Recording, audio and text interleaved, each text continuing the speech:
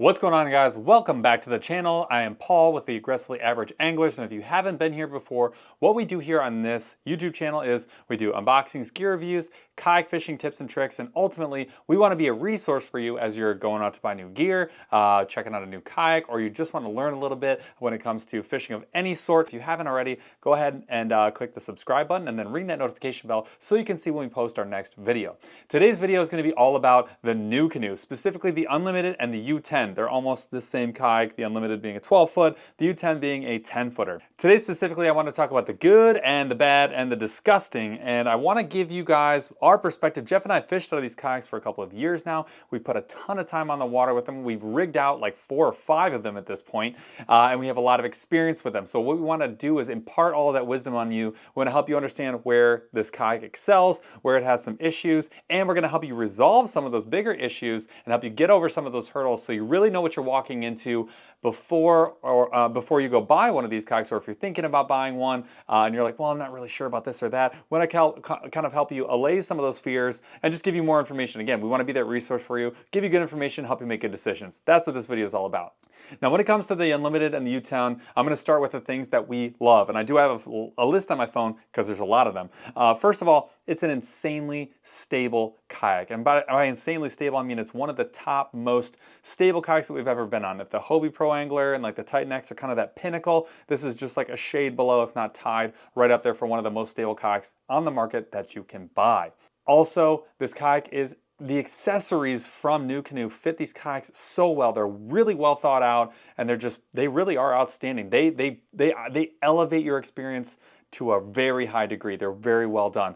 The gear pod is one of my absolute favorites, and the Quick Connect system, which allows you to easily take on, modify, or remove motors of any sort with a stem very easily, is fantastic. And so is the foot steering. The foot steering they came up with is just one pedal, one pneumatic line that reaches back to your Quick Connect system, and it is flawless. I absolutely love it. It is one of my favorite parts about the Nucanoe kayak is the ecosystem of accessories. There's one exception. We're going to talk about it later, but there is one exception to that accessories list. It's also an incredibly flexible kayak. This kayak can go anywhere and do anything. I'm talking about you can take it out into the salt, you can take it to a pond, you can take it to a river, and it's going to be heckin' successful. But it's more than that. This is a 2-person kayak. If you want to have 2 people in the Unlimited, you can absolutely do that. If you want, I've taken my son with me on my U10, no problem, and that's with the trolling motor on the front, stern motor on the back, just fully loaded out, no big deal. It takes like any kind of motor. So if you want to put a Bixby on it, you can do that. If you want to do a transom mount motor, a much bigger motor, you can do that too. If you want to have a Newport, like a 180, it's very efficient and fast. If you want a 300, you could absolutely shred. So the flexibility of this kayak is insane. And the way that the accessories mount makes it even more flexible. So like my kayak, for example, I have the U10, I have a bow mount motor on the front, I have the option of having a stern mount motor in the back, like a Newport, which is what I use, the NK180 Pro. But I also have the ability to remove any one or all of those things as needed. So if I want no electronics, no motors, I can clean that kayak out in like a couple of minutes. So it can go from like a super heavy duty, like tournament rig, all the way down to like a naked run and gun, throw it in the back of the truck, kayak in just a couple of minutes with a couple of screws. Like that's it. Don't even need any tools. You're just unscrewing a couple things and it, boom, it's gone. I absolutely love that about this kayak. Also, it paddles really well for being such a wide, stable, flat platform. You can hop into it, you can walk all the way to the front, and you can stand up and paddle, or you can sit down and paddle and kind of treat it like a traditional kayak in the river, and it works surprisingly well. It doesn't draft very deeply, so it's not like a V-hull, it's a flat bottom, so you can run through those like trim rivers and you're not gonna have a problem. I really do love the way that it paddles surprisingly well, even with the 360 seat, which we also love. The Fusion seat is fantastic. The 360 swivel is just very comfortable to fish out of. Swing your legs over the side, go to the back, not a big deal. But even paddling with that swivel seat, you'll lose some efficiency, but you gain a ton of comfort. So it's surprising how well that it paddles. It's also very easy to mod out in most instances. In most things, there is track all over the freaking place, and the whole deck is wide open, waiting for you to customize it and make it yours. I absolutely love that about the Kayak as well. Now that is a lot to love. I mean, and especially with price, like for the value, even with the accessories being more on the expensive side, when you add everything together, it's right on par with other kayaks in the industry, but it delivers so much more value because of the way that it's constructed and how awesome those accessories are from Nucanoe. So that's the good. There are some things that we dislike, so let's get into that. Let's get into the dirty details. First of all, it does not track phenomenally. If you drop your bow mount and you don't have a rudder or a stern mount motor on, like a Newport, you are going to struggle. It's going to skate on you and it's going to slide off, and you're going to be going boop, boop, boop, boop, boop, boop to make sure that you are tracking straight. Don't love that. Now you can get a flip down really easily. A flip down rudder, no big deal. That takes care of that problem immediately. If you already have a transom mount motor, it's not something you have to worry about at all. That takes care of that problem. But if you don't have those things, you're going to struggle. Now in the river, it does surprisingly well, like I said before. So I kind of thought that that was going to be an issue, river fishing. I've never had a fishing with it, never had an issue. I've loved paddling it, not a problem. But on a big open piece of water, especially with a bow mount, you're going to skate and slide, and if the wind kicks up, you're going to have that same exact experience, so be prepared for that. I mentioned how easy it is to rig out the Nucanoe. There are two exceptions to that. One, there's no front hatch access, so you can't just like go inside the front and, you know, like throw in your lights. Like if you like to have your lights up at the front, your running lights, that can be a challenge. I'm going to tell you how I get around that, and that is with a magnet puller kit. I will show you that later on when we get to the install portion, but that is probably one of the biggest wins, is either the magnet puller or the cable runner. That's the cheaper way to do it. You can get the stick one on Amazon, not the flimsy ones. Get the ones that are like pipe, like sticks that you screw together. They're like $9 or $10 at Harbor Freight, or you find them on Amazon for really inexpensive. That's a great way to unwire, and that is an absolute hack in the Nucanoe, but I will show you that in a little bit. Next, we talked about like all the great accessories like the gear pod, the foot steering, the quick connect, and there's a whole bunch of them. The one that I do not like is the TRS. That is the transducer retractor system. I have found that one, there's a metal clip on it at the front. It tends to scratch up your transducer, which I don't like to do. The whole point of having it retract is so that it doesn't get scratched, but like that's what it ends up doing. So what happens a lot of times, in addition to being scratched, is also the transducer sitting like this under your kayak, and it goes up and down. That's the whole retractor part. The problem is with the longer transducers. So I have like the GT50 series. I think mine's a 56. They're like 10 inches long-ish, and the way that it mounts to the system, it ends up kind of hanging like this. So it doesn't hang level, so when you pull it up, it's not all the way up. What's gotten me a couple times is loading it in and out of my truck. I've actually bashed it on stuff because it's hanging a little bit lower, and I didn't know that. Jeff actually ripped his cable, tore the cable on his when it happened, so I don't really love that. I do believe that they're at least considering redesigning that one. I certainly hope they do, because if you fix that, that would be probably one of the things that would make me the most happy. There are some ways around it though. One, you can just be really careful with how you mount it, and that's what I'm doing right now. I've been careful with how I mount it. I'm careful when I load it, and I haven't really had a problem. I also just leave it in the high position, so I don't actually drop it down that often. My side scan still works pretty well, but it maybe could work a little better. The other option would be to use the Yakatech cell block. It looks like this, but that allows you to just pop it over the side when you want to use it. I know Jeff has used this just recently for a couple of days fishing, and he really liked it. So Jeff's going to go that route. I'm going to stay on my route and just stay steady Eddie, and eventually we will find that solution. But for right now, that is one of my bugaboos about the Nucanoe.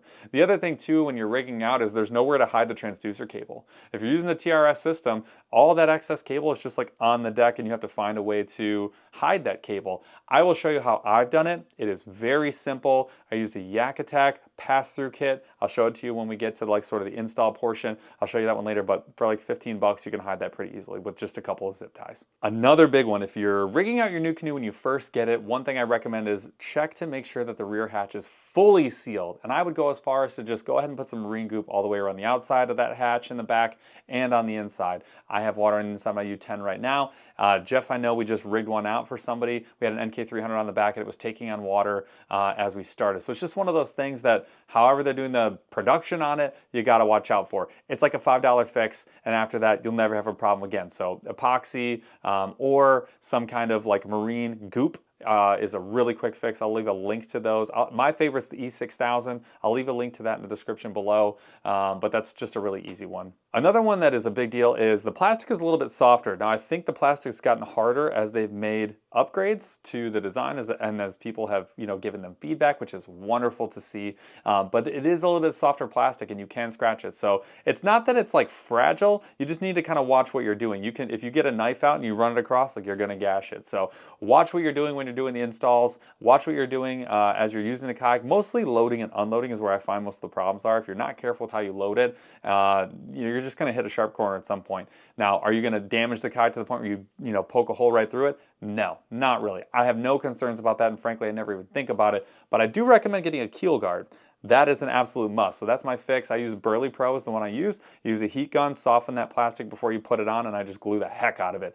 And I've never thought about it since. So that's where I'm at, but some people have called it out, and I do think it's important to note that the plastic is a little bit softer on the Nucanoes. So let's head up to the garage. I'm gonna show you a couple things. All right, you guys, we're out in the garage. I don't have a ton of space today. I don't have Jeff to help me film, and my wife is asleep, so I have no help while I'm doing this. I also don't have a gimbal, so just moving the camera around is gonna be really difficult. I wanna keep it steady and clean for you, but please bear with me. I'm going to do my absolute best to showcase how good some of these modifications turned out for you. Now, the first thing I want to talk about is running wires and cabling from the front to the back of your kayak. So what I used is a magnet puller kit. It is this magnet right here, and then it is this puller right here. This is a bullet shape, which is really great for running in the kayak. And on the back end is something for you to tie or loop or tape whatever cable you're running through into the kayak. This is how it worked for me. Now we're going to run this cable through a hole that I've drilled, that was already drilled in here, all the way to the back. Now, all I'm going to do is use a little tape and tape this bullet to the end here. 4 or 5 wraps of duct tape, pretty easy. So I'm just going to take this magnet, take this bullet, feed this into the hole first, and I'm going to kind of guide the bullet so that I can hear it hitting the side of the hole. And I'm going to attach, oh, I already got a screw there. I'm just going to attach this magnet to the side until I feel them connected. Now they're connected. I know they're connected because the only thing holding the magnet to the side of the hull is that magnet on the other end. Then I just feed the wire through and move the magnet along the side of the hull. If the magnet is attached, like it is right now, see how attached that is? If it's holding itself up, this is not metal, so the only thing it has to grab onto is the bullet. That's how you know you're still connected. That connection is very strong. The one tip I will give you, see how I'm sliding it across? That means that is where the other end of the line is, right here. The only tip I'll give you is don't make this any harder for the magnet than it needs to be. You can see how this is kind of coiled. Take a lot of those coils, sorry about the sound, take those out as you're feeding the line through, and then kind of, you know, feed it as you go. So I'm taking all those coils out, continuing to feed along the side of the kayak. I'll take it to the other side and I'll show you how the final product looks. All right, so I'm back here at the back of the kayak. I should actually be able to reach in and grab it right from here. Yep, I got it. And, oh, don't drop your magnet. There it is. That's how easy this is to run a cable using the magnet method. This is a 1 minute, you know, maybe 30-second operation, no cussing involved. That's how you know this is a good method. Overall, this little kit was pretty inexpensive and it worked very well. There are other ones out there you can spend whatever you want, but I just left a link to the one that I purchased. So go check it out. If that works for you, great. If not, buy the little sticks. They're super cheap. Here's a link to those as well. You're welcome. Now next I want to show you that quick disconnect system from Yak Power. The quick disconnect system allows you to easily remove a bunch of electronics and quickly connect and disconnect power from the outside of the kayak where the gear pod is to the inside of the kayak where things like lights or whatever other accessories you want to control where they might be. Now I want to show you the light kit from Yak Power, the quick disconnect kit from Yak Power that makes this whole thing work with the gear pod really well, and then I want to show you their 7-panel switcher. All of those things combined with 2 20-amp Nucanoe batteries makes this whole thing work. Without any one of those accessories, none of this would work, so kudos to those companies, and let's see what they look like. Let's start with the Nucanoe batteries. This is a 20-amp-hour battery. This is small, it's light, it's very effective, it's waterproof. I'm going to have 2 of these powering the entire system. Now you can daisy chain them together using a Nucanoe connector. This one right here, you can find it on Nucanoe's site, but it basically just allows you, as a Y adapter, it allows you to power one thing with 2 batteries. So I have this connected to that Y adapter, and eventually you'll have 2 batteries here. And then that goes to the fuse connector, the power inline that comes with the Yak Power system. So Nucanoe battery, Y connector, fuse to power, and then you're gonna hook that up to, I told you there's a lot going on here, then you're gonna hook that up to your 7-panel switcher right there. Now that is gonna have a bunch of cables coming off of it. These each represent a different channel that the power can be controlled by each one of these buttons. Then all of those, every single one of those eventually will be connected like this. So you see how like there's 7 of those cords?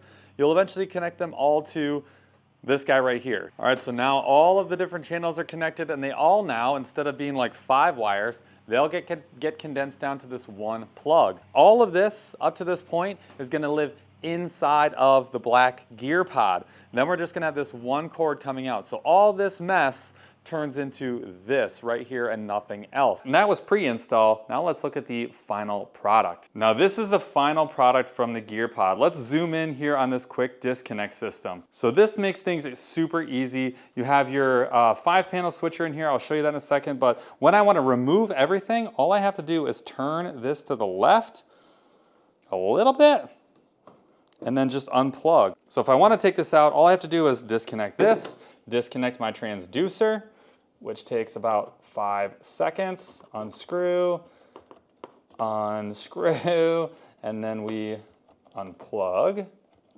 pull that out as well, pull this out, then we unscrew the 2 bolts that are holding this gear pod down, and then this whole thing comes right off, which is super clean because if you're loading and unloading your kayak, now you can take a whole bunch of weight out of your kayak without doing a ton of work. So if you want to have 2 people in here, if you want to empty it out to make more room for equipment, if you want to just not have all the weight and run the river, it's very easy to do that. And again, all you have to do to hook it back up, plug this in, and then tighten this screw down. It's waterproof, and it's just a really simple, effective way to have electronics in and out of your kayak with this gear pod. I absolutely love that. Yak Power crushed it with this. Now the install on this is pretty easy. You drill a hole in this plate right here, and then you just screw on, you know, the other side of this cabling, and then you connect whatever wires you have through here. So I have the lights in here. I'll show you them in a second,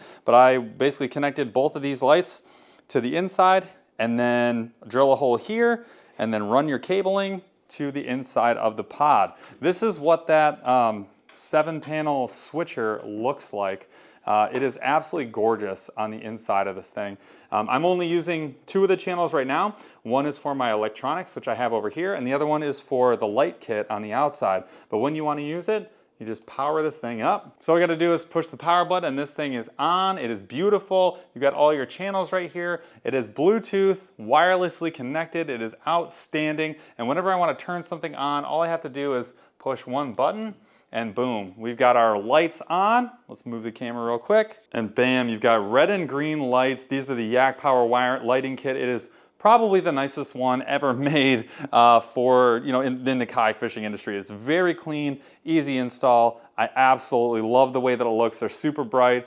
They're above the water line, but I'm not gonna see them when I am inside the kayak in the morning, so I absolutely love that. And then this is also controlling my Garmin unit. So when I wanna turn the Garmin unit on, all I have to do is click the M button, boom, and then I hold this button, and boom, the Garmin unit is powered. And I mean, it's just so unbelievably clean. It's about the cleanest install that I've seen yet, and this whole thing took me about 2 hours, so super easy to do. And then when you want everything off, you just click the power button, and boom, everything's off. Lights are off, Garmin's off, you get off the water, you're good to go. Now I want to move you over and show you this lighting kit. So basically all you have to do is drill one hole here, run a wire from this plate where I ran the quick disconnect to, out to here and here. I did that with a magnet cable puller. You can do it with a wire, whatever you want. It's actually pretty clean and easy.